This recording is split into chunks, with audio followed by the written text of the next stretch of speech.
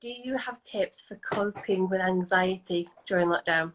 So anxiety, first of all, right now, this is really important to get across.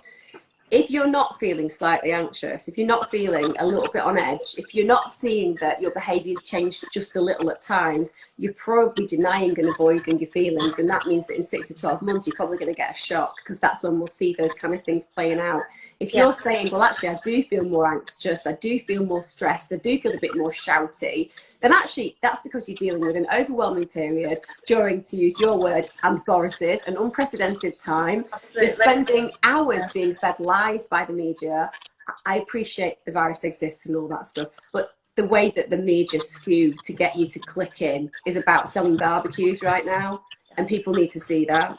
So you're feeding yourself, and what happens when we expose ourselves to negativity too often, we get something called secondary vicarious trauma, which is a bit like trauma experiences from events. So the more you limit your exposure to any news, listen, unless it's going to directly affect you in your household, as in they're coming to your house to do this, you don't need to see it.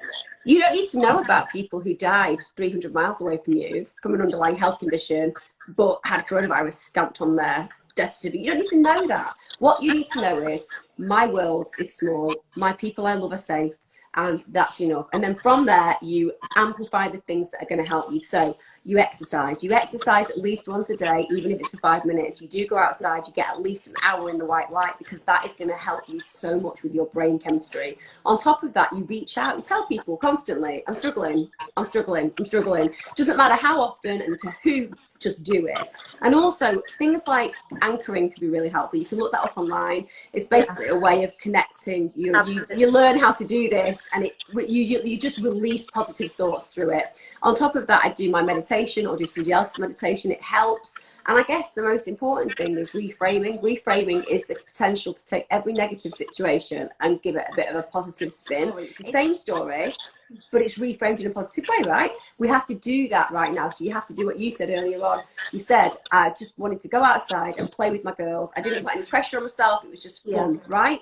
Fun. That's one of the things. Secondly, if you don't want to do the education, that's okay. Reframe it, because your teachers, when they go back, will, and they'll catch up. Kids are incredibly resilient and quick to catch up. 3, make sure that you pick your battles instead of using your anxiety as a physical response. So instead of going, I feel anxious, I need to throw all of this at you, pull back, relax, acknowledge that you just need to take a breath, and see yourself as recognizing this is a new way to learn your emotional and relationship language, i.e., I don't need to fight. I can just pull back from that. I can allow myself some space, and I can reconnect and reconvene when I'm ready to talk about this in a better, healthier way.